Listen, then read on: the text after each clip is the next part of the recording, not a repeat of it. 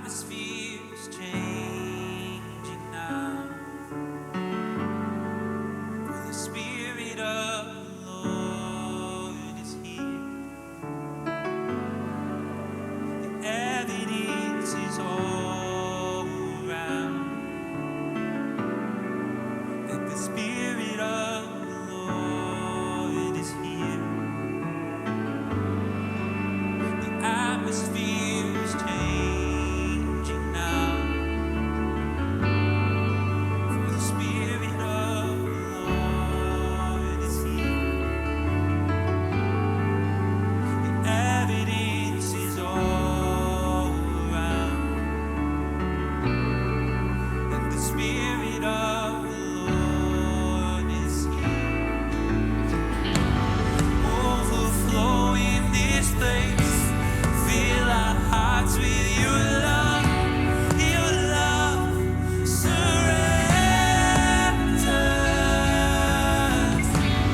You're the reason we came to encounter your love. Your love surrounds us.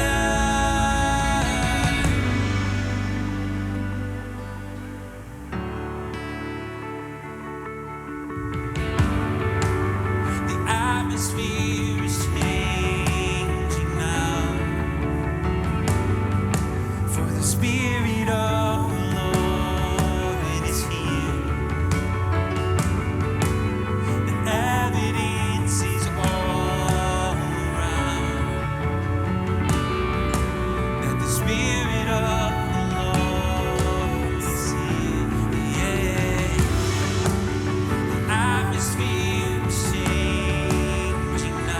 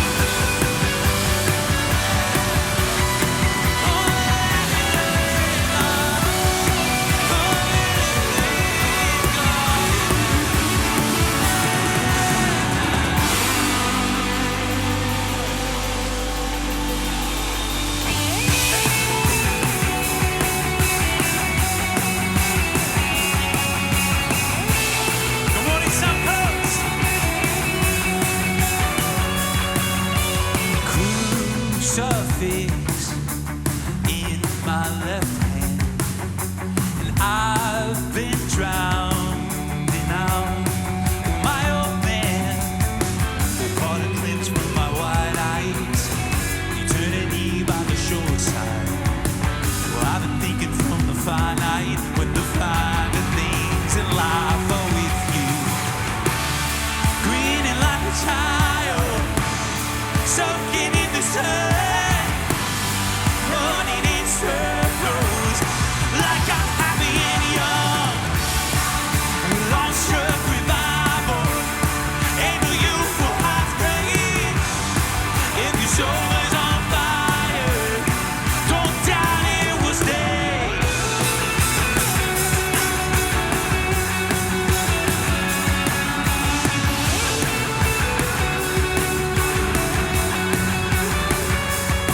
You are inspiring, you're filling my lungs.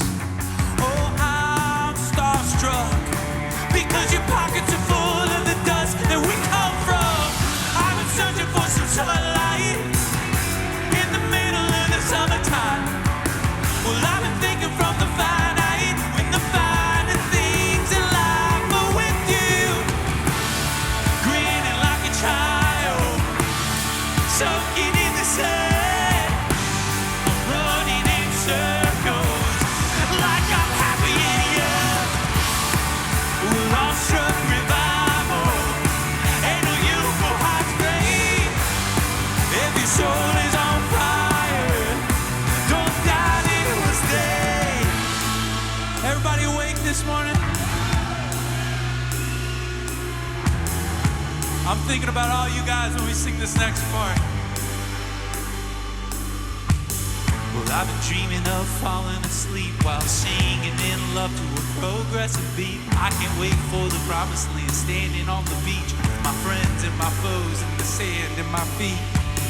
I've been dreaming of falling asleep while singing in love to a progressive beat. I can't wait for the promised land, standing on the beach with my friends and my foes in the sand at my feet. Hey, I've been dreaming of falling asleep while singing in love to a progressive beat. I can't wait for the promised land, standing on the beach with my friends and my foes in the sand at my feet. Grinning like a child, long-struck revival, ain't no youthful hearts break. If your soul is on fire, don't doubt it will stay. Long-struck revival, ain't no youthful hearts break. If your soul is on fire, don't doubt it will stay.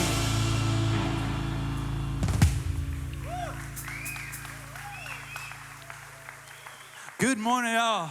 Everybody doing good? One of my favorite things about that song is how pumped everybody gets when we start, fully going after it. But it brings a little energy into my life when I can sing a little bit in the mindset of being a younger, full of energy kind of guy. And that's a good reminder. We have a couple more songs for you. Ready to sing? Let's go.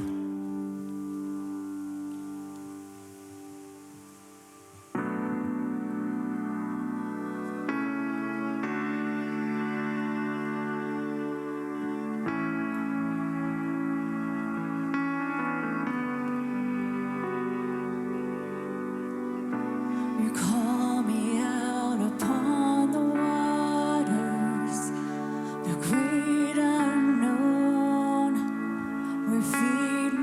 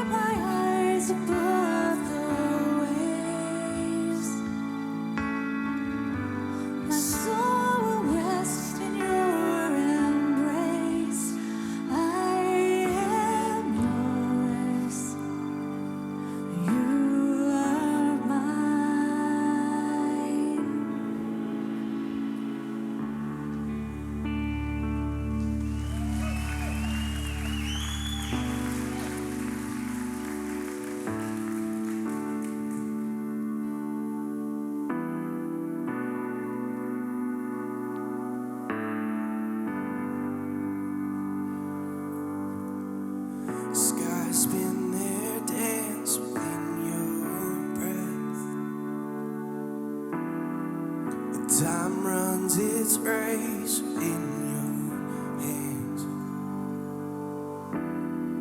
And my mind runs wild to comprehend. No mind on earth could understand. Your ways are higher, your thoughts are wilder. Love came like madness, poured out in blood, washed romance. It makes no sense, but this is grace. And I know you're with me in this place.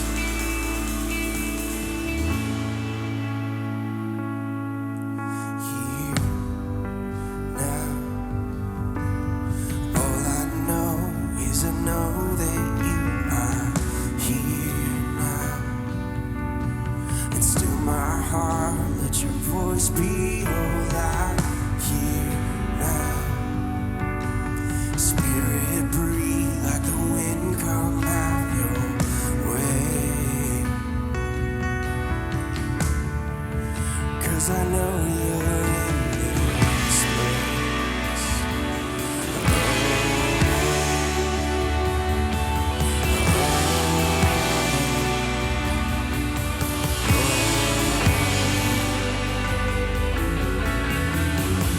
Feelings are full of what makes sense. Grace found my heart when I ends. And my mind runs wild to comprehend. When no mind on earth could understand yours. Your ways are higher, your thoughts are wilder. Love came like madness, poured out in blood, washed romance. It makes no sense, but this is grace. And I know you're with me in this place. Here, now. All I know is I know that you are here now. It's still my heart, let your voice be all I hear now. Spirit breathe like the wind, come have your way.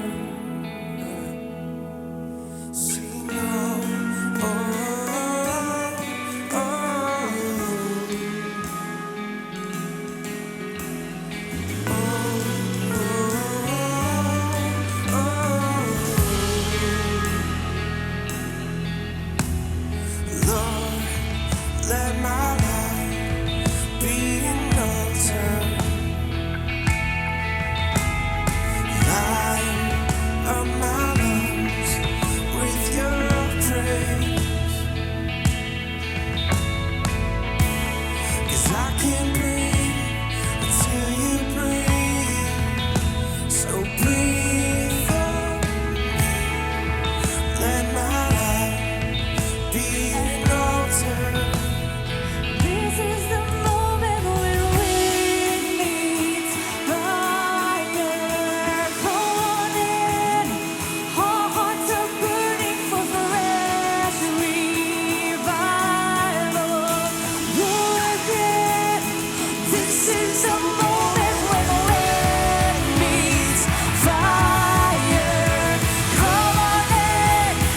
Our hearts are burning for fresh revival. Come again. Our God is consuming fire. Our God is a holy land. Whatever you speak is done. Whatever you touch will live. Our God is consuming fire. Our God is a holy land.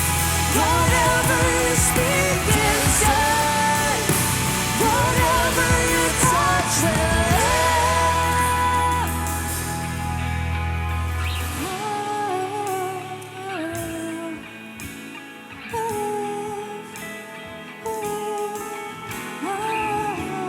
So come on in, come on in.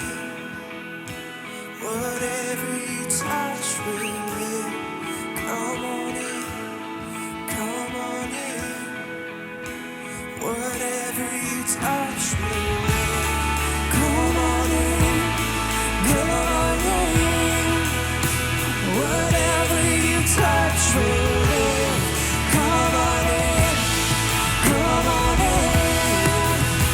Whatever you touch will live. Come on in. Come on in.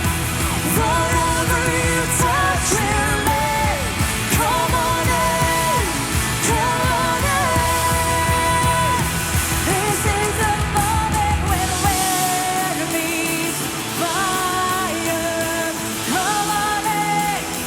Our hearts are burning for the fresh revival. Come again. Our God is consuming fire. Our God is a holy land. Whatever you speak is done. Whatever you touch will live. Our God is consuming fire. Our God is a holy land. Whatever you speak is done. Whatever you touch will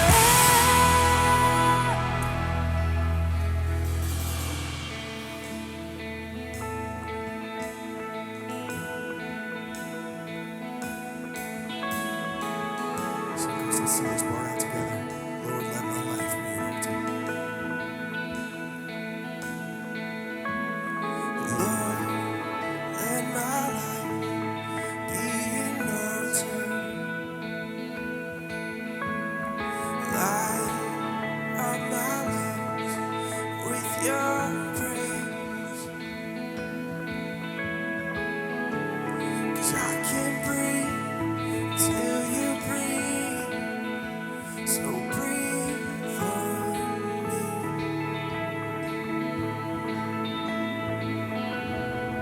So guys, thank y'all so much. You sounded beautiful this morning.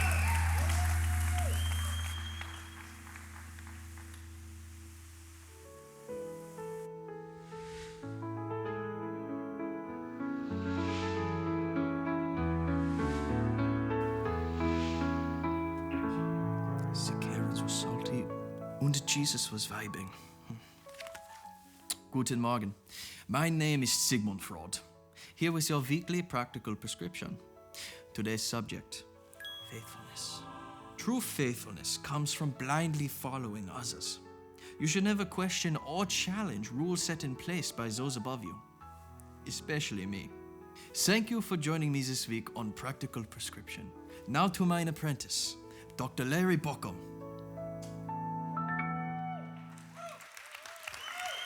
Good morning.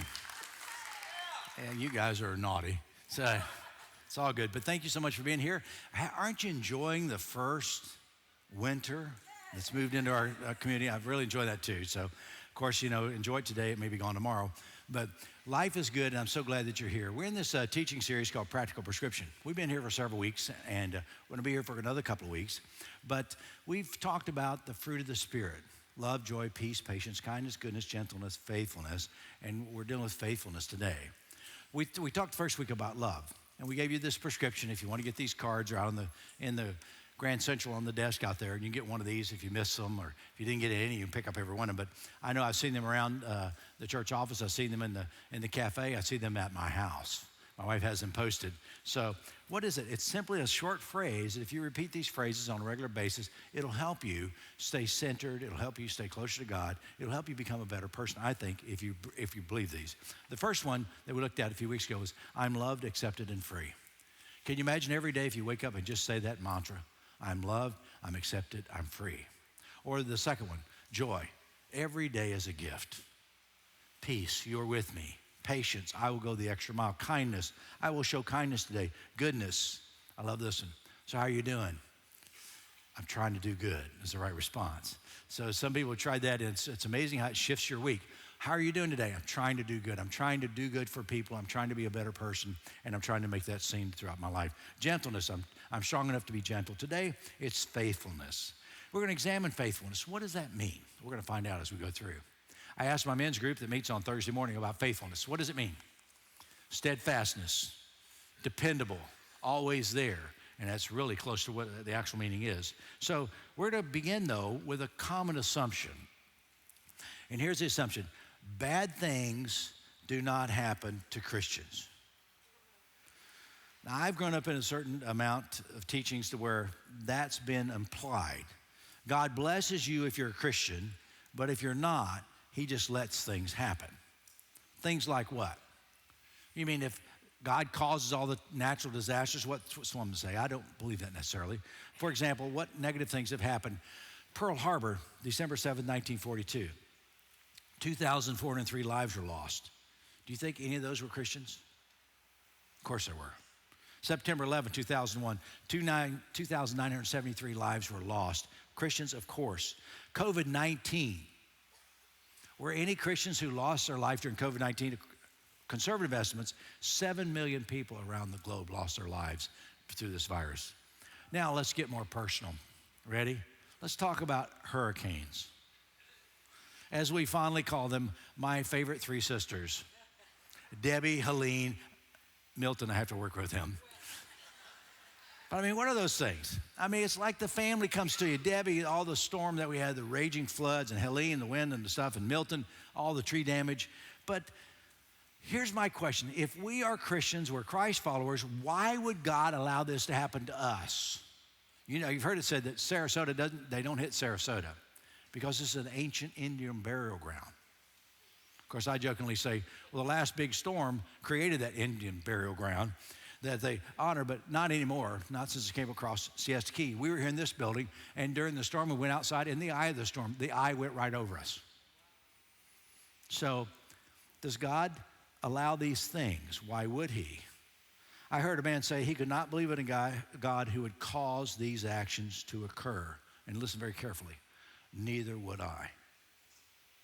That's not the action of God, but some teach that it is. As a matter of fact, in the insurance industry, do you know what they call a tornado or a hurricane? An act of God. No wonder it's confusing.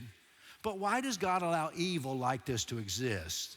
God giving us freedom, he gives us free will, gives us the possibility of choosing. And some choose evil. Adam and Eve in the garden story, they chose to disobey and they ate from the tree that they shouldn't have eaten from. Cain, Adam and Eve's son, chose to kill his brother Abel. King Herod, during Jesus' birth, ordered the killing of 200 baby boys in Jerusalem. What are we to do in the face of evil in the world? Some people love to blame God. Matter of fact, I think it's our nature. You ever blame somebody for what you did? Just last week, I walked into my garage, stepped down 2 steps in the garage. My wife's car is there first, and she just opened the tailgate. on her CRV. It's up like this high. And I'm looking down at my phone, tracking where she was taking our grandkids back to their parents, tracking where the parents were. I have one of those Find Me apps. And as I'm looking at I'll walk right into it and cut my head, a big gash right there. And it's her fault. Right? I mean, that's why I got married, for someone to blame for I do stupid things. But whose fault was it? Well, surely it wasn't mine. I was looking down, not paying attention, and walked into a door. You can't expect me to take responsibility for all that. We love to blame people, but I'm suggesting something else. We need to love those who are hurting. Run to God, not from God. It was an irrational, evil action, not caused by God. But caused by an evil choice, maybe. Sometimes we choose the evil. But a lot of natural disasters are not our choice. They just happen. You know, in the ancient scriptures in Genesis, it says, the Spirit of God brooded over the face of the deep. What it really means, it brooded over the chaos. And as he spoke, there was light and darkness and day and night. He created order out of chaos. And some people think the world is not yet complete because there's still a lot of chaos in our lives. There's still some things we cannot explain. We need to pray for those who are hurting today. We need to pray for them that the one who walks through the valley of the shadow of death would walk with them, providing strength and sustenance. Often Christians wrongly believe that if they live a godly life, a Christian life, God will protect them from pain and suffering. Well, let me read one of the heroes of the faith. Let's go to Paul, the apostle. Most of the New Testament was written by one guy, Paul. Listen to what he said. Listen to how good things only happen to him. 2 Corinthians, 5 times I received from the Jews 40 lashes minus 1. 3 times I was beaten with rods. 1 night I was stoned. 3 times I was shipwrecked. I spent a night and day in the open sea. I've been constantly on the move. I've been in danger from rivers, in danger from bandits, in danger from my own countrymen, in danger from Gentiles, in danger in the city, in danger in the country, in danger at sea, and in danger from false brothers. Well, praise God, he's perfect. No problems in his life. But some faith groups, and I've been around a long time, and I've listened to faith groups that come out and they say, the Bible promises health, wealth, and prosperity for all who live a godly life. Here's the problem. It's just not true. Jesus never taught this to his followers. Generally speaking, if you do good, you will be blessed, generally speaking. If you live your life helping people, you'll experience blessing from that. If you spend your life loving people and caring for them, you'll find blessing. If you're generous toward others, most of the time they'll be generous toward you. But listen carefully. But this is not always true. Deuteronomy teaches the concept of blessings and curses. And if you want to just confine all your teaching to Deuteronomy, it says, good behavior results in good reward. Blessings to those who do good, it says it. And if you do bad, you're going to be punished. And therefore, if you take that on down a little farther, you can look at a person's life and see whether they're good or bad by their accomplishments or their misdeeds or their poor deeds. I can tell what kind of life you've lived based on the fact that you say, well, I've been bankrupt, or I have cancer, or my kids, I don't have kids, or my kids are not, I'm estranged from them. The Deuteronomic view of history, it says that bad things often, it says that bad things happen to bad people and good things happen to good people. Then you skip to another book in the Old Testament called Job. You know what Job says? Hey, Job says that Job was an upright, righteous man. Everything he did was good, but calamity happened. The book of Job refutes the Deuteronomic view of history. And what it really says, don't judge me by my circumstances. My circumstances are not a result of my lack of faith or great faith. At times we all experience tragedy, pain, and loss. We may never understand it, but we can trust God in these difficult times and know that he's with us. So today I want to point out a little book in the Old Testament. It's called Habakkuk. Some of you say, well, I learned it as Habakkuk. You can say it any way you want. But if you want to say it right, it's Habakkuk. And you'll notice I'll say it wrong a couple times myself because I saw that. But Habakkuk is only 3 chapters long. It's the prophet who questions God. And today, let's look at what he says. And in your notes, there are 3 questions I think he asked. And they're questions that we have. Let's look at the first one. How long do we have to wait on God? How long must I call for help, but you do not listen? What he says in verse 2. So let me start with the story. Ever hear how long it took Noah to build the ark? 2 weeks. God called Noah to build the ark so that he, his family, and all the species on the earth could survive the flood. But Noah said, 2 weeks? He was protesting. He was shaking. He said, God, 2 weeks? God, do you know how long it takes to build an ark? And God replied, Noah, how long can you tread water? And the ark was built in 2 weeks. Story. Habakkuk asks, how long, Lord? Habakkuk's complaint really is indifference. God, do you care? If we live in our lives, we sometimes struggle and not ask God's questions of our existence. And here's the question: God, are you there? God, do you see what's going on? God, do you care? In our trials and conflicts, we often want to know just how long it will last. And here's the answer that Habakkuk gives. God's first answer to the question of how long. He says, look out. Do you see? And let me give you history. In 586 BC, the southern kingdom, the area of Judah, was under siege from the Babylonians.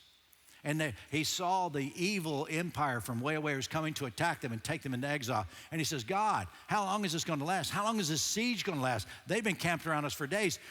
What's going to happen? And he goes, look beyond your borders and watch. You won't believe what I'm going to do. He said, but how is it those who are evil people are going to destroy those of us who are righteous?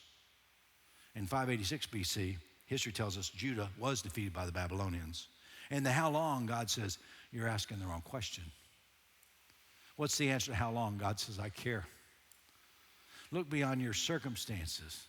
I'm still here with you. God is always there. He always listens and he always cares. Sometimes we have to wait. Do you like to wait? You don't like to wait. We live in an age of instant everything. Think about it. What's the question? I don't know, but I have the answer right here on my phone. I can check it, I can find it. We have everything right at our fingertips. And it seems like we live in an age of instant everything. Phones, computers. How many of you remember when I'm going to age out some of the group. How many of you remember before there was fast food in your town? Fast food's not always been around. Fast food. And then you used to have to make a pot of coffee. Now you can get a single cup. Get a pod or Keurig. And microwave ovens, instant oatmeal, instant everything. I love the story where a mother was in the store, a little kid pulled something off the shelf, and her mother said, put that back on the shelf, it has to be cooked.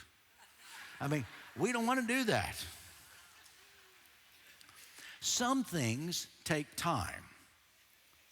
Habakkuk challenges us to shift our focus, look beyond our problems, look beyond our circumstances, and focus on the God who is close, so close as you can feel his breath upon your heart. God is ever working in our lives. Look for it. Habakkuk is a reminder of perspective. Look to him regardless and trust him, which leads to the second question, and it's this. Why do bad things happen to good people?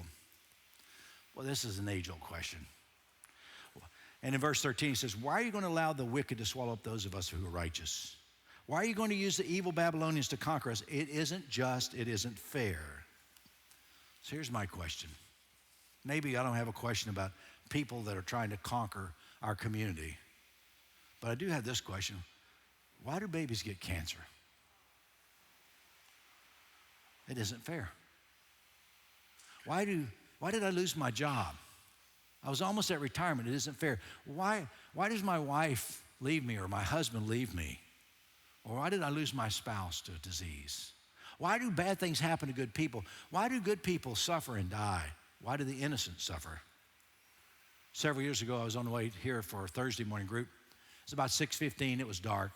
And as I drove through my neighborhood where I live in Saddle Creek, as I drove up there, I thought there was a deer dead in the road. And when I pulled up to the dead deer, I realized it wasn't a deer. It was a human body. And I got on my car, and the first thing I thought, somebody ran over somebody while they're jogging. What am I going to do? And I walked up, and the guy was there, and I said, are you okay? And he said, yeah, I think I'm all right. Slobber all down one side, face planted. I said, well, sir, I think you need to move over to the side of the road. He goes, I said, can I help you? He goes, no. Can I give you a ride somewhere? No. I said, well, do you think you ought to get out of the middle of the road? No. I said, you need to get your butt out of the middle of the road or you will be road killed by the next guy who comes along. I'm trying to help you. You need to move out of the road. This is not safe for you. And he kind of slid, shuffled drug his seat of his pants as he got over the side of the road and laid back down. By that time, another car pulled up. And I thought, maybe he'll have better help. I said, man, I think the guy's drunk. I think he's just out here. Maybe he can help. So he gets, as I'm getting in my car going to the meeting, I hear him ask, can I give you a ride somewhere? You know what he said? No. And I thought, ooh, why? What's going on? I mean, what's going on in this guy's life? And then I began to ask myself, why is he here? Should I call 911? Should I call the police? And I went to group wondering if there's more I should have done, but I really did not know what to do.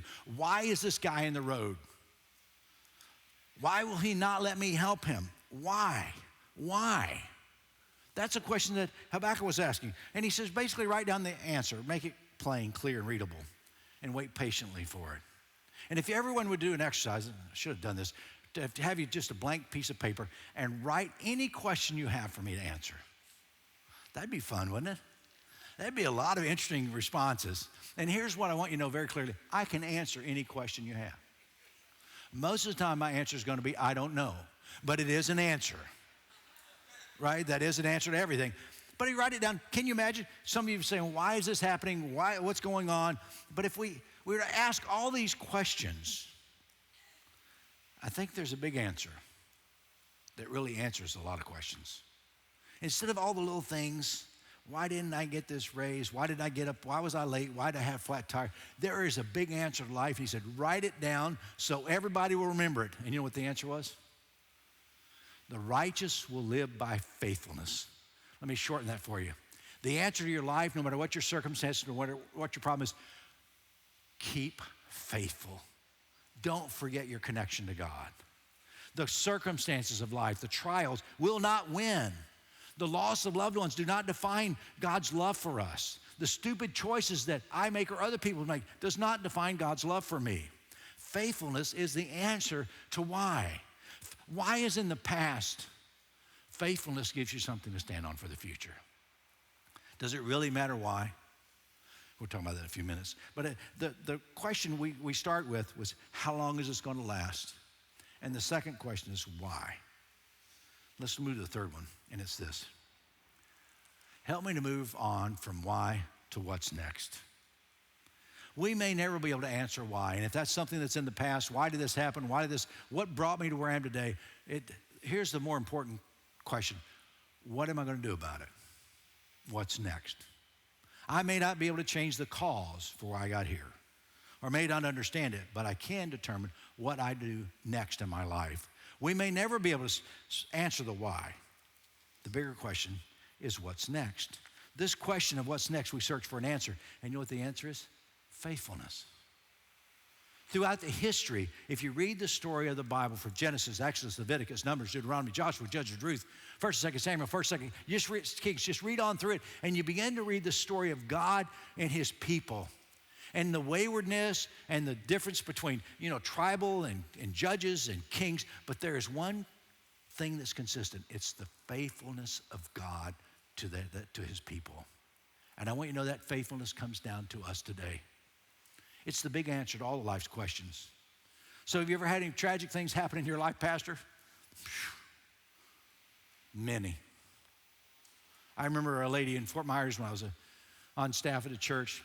She was the piano player, and she called our house and talked to Becky and said, look, I'm leaving this chiropractor's office. I'm supposed to go to this other doctor. There's something going on. And she stopped by our house.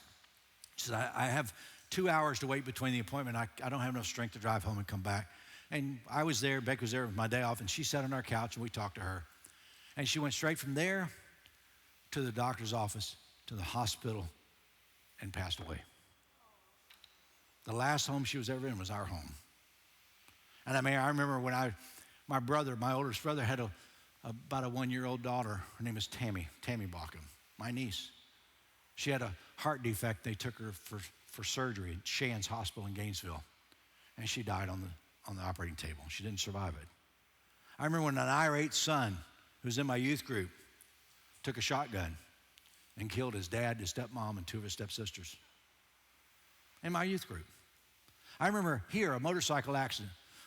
I went with a friend that attended here to see his nephew, who's 21. He'd had an accident on Siesta Key, and I went to the hospital to help identify the body.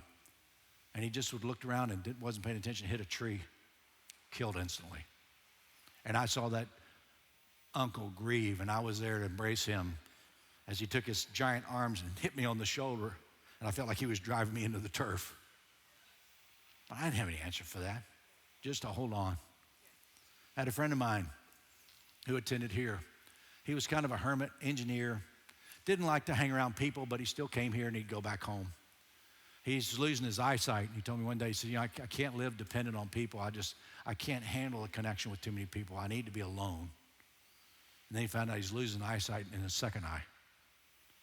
I was at church on Saturday night, and the sheriff's deputy came in. So, you're the pastor, can I talk to you? We went in one of the rooms. He said, I'll let you know your friend, his name is Paul. Yeah, good friend of mine. He said, he's gone. Took an overdose of pills and in a tub at one of the hotels. And here's his instruction sheet. Give this to my friend Larry Baucom, key to his car, key to his house, and to handle his estate. And why? I don't have the answer to why. How long will I have to wait to find meaning? Why did this happen? Then you find out it doesn't matter. What do I do about it? What's next? And it's not true, but we assume bad things do not happen to Christians, but they do. Faithfulness is when we trust God and we allow him to walk with us through the valley of the shadow of death and be faithful and keep following God. We stop the blame game. It's not his fault or my fault. Because when we start finding fault and blaming, we start judging. Habakkuk gives us an example of faithfulness. And I love when he says, he looks out and he realizes, hey, we're not going to survive this occupation. Some of us are going to be taken into exile. And he begins to make this proclamation. He said, I will wait patiently for the day of calamity. Though the fig tree doesn't bud, though there are no grapes on the vine, though the olive crop fails, the fields produce no food, there are no sheep in the pens and no cattle in the stalls, when life will not give us what we expect or want. Look again. Life has given us the opportunity to connect to God, to love God, to trust God. I believe every breath I breathe is from God. Habakkuk says, despite the loss, I will rejoice in the Lord. I'll be joyful in God, my Savior. The sovereign Lord is my strength. Then he gives one last analogy, which I love from this ancient prophet. Talks about feet. So let me ask a question. Do you like your feet? Some people just don't like their feet. And I've seen them. I understand why, man. It's feet. I mean, are your feet too big? Too small? Do you have dainty feet? Do you have swim fin feet? Do your feet hurt? It's not uncommon for me to walk or ride my bike several times a week. It's good exercise. But if I walked in my neighborhood with bare feet, my feet would be sore and blistered. There are shoes for feet.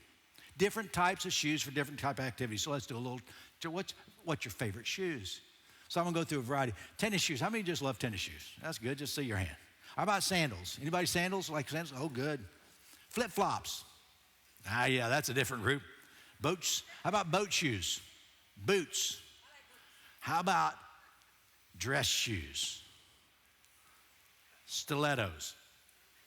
You guys keep your hands down, Bryce, I see it.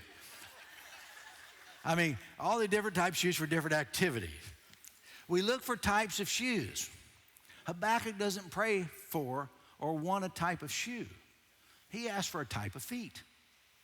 He says, oh God, give me the feet of deer. Really? Why? Have you ever noticed deer are very agile? In the higher area where they have mountains, deer go up, jump on the cliffs, they go all the way up. And what he really is saying, give me the feet of deer so that I can go up on the heights. What is he really saying? Oh God, give me stability in unstable places. When the storms are coming and we're devastated, keep me steady. When others are falling apart, keep me steady. When people are off balance, when they're struggling with disaster, when the world is shaking, keep me steady. Today, my prayer is that we would find the feet of deer, stability in unstable places. Let me tell you what that is. Faithfulness. How do I find this stability? It's based on this connection with God, trust. I told this story, but I'll tell it again. In 1997, I began to spend an hour a day in contemplation. During that year, 1997, I was a pastor. And I thought, if I'm going to be a spiritual leader, I need to lead by example. And for 1 year, 1 hour a day, I'd spend time in quiet time with God. A little Bible reading, a little reflection, mostly contemplation, just where am I, what's going on? And I wrote down a lot of the stuff. During that year, my life began to change. I began to dream of changing the world. Can you imagine? But the church that I was in was so frustrated with me, and I was so frustrated with them. My heart wasn't anymore.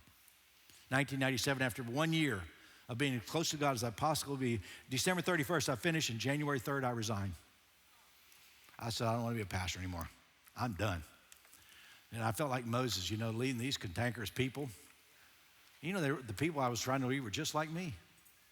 But I decided I wasn't going to do this, so I moved to Tallahassee and sold mobile homes. I was the only PhD mobile home salesman in the state of Florida. And I just did sales. I thought, I'm done pastoring. I'll never pastor again. And then I'd go to different churches in the Tallahassee area. I'd go to 2 churches in the same day. I'd go to a community church. I thought, man, this music is great, but the teaching sucks. And then I went to Presbyterian church. I said, man, the teaching here is amazing, but the music's terrible. Wonder what could happen. And on Easter 1998, I went home. I went back into my bedroom. It was in the afternoon. And I began to weep because I realized God whispered to me, I did not create you for where you are now. And I said, but God, I just don't know where I fit. Come partner with me. We'll do something together. That's the day Suncoast Community Church was formed. And it's formed why? Because God is in the center of everything that we do. We want to be a community that gives back. We want to be a community that's aggressive with the grace of God.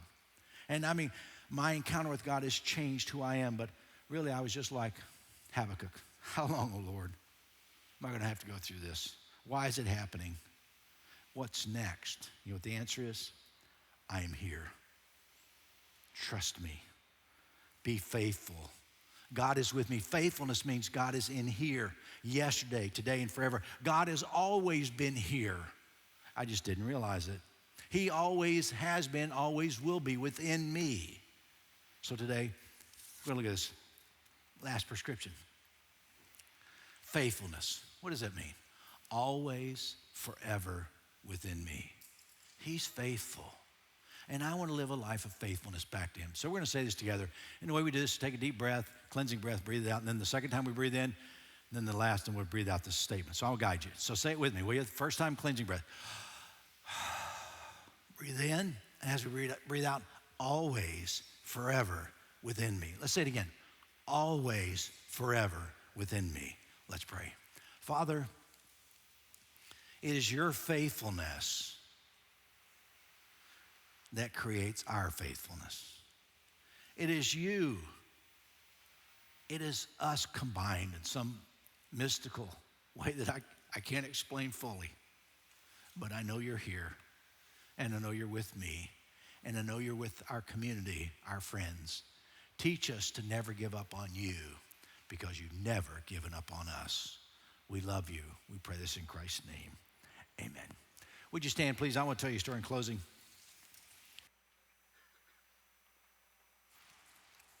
Years ago, Becky and I, one of the few times we go to Publix, we don't go together very often because I don't like shop, but we're checking out. And we're checking out a Publix. We go to the Publix at the end of Bee Ridge Extension. We call it the baby Publix.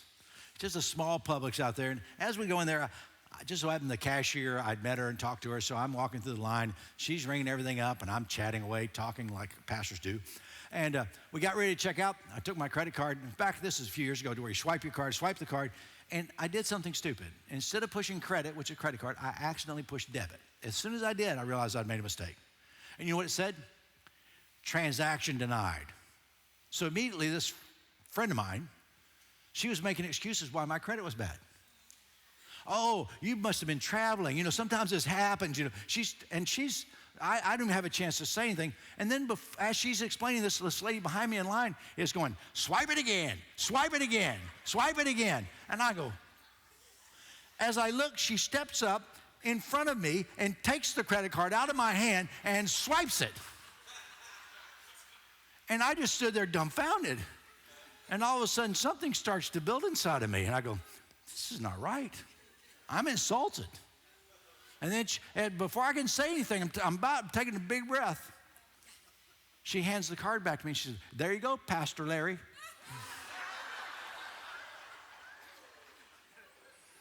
I walked out of the store. My wife patted me and she says, I know that was very hard for you. But I'm so proud of you. Folks, I want you to know as you leave here today, I want you to listen very carefully. He is so proud of you. And I want you to know he loves you today. And so do I. God bless. Thanks for coming.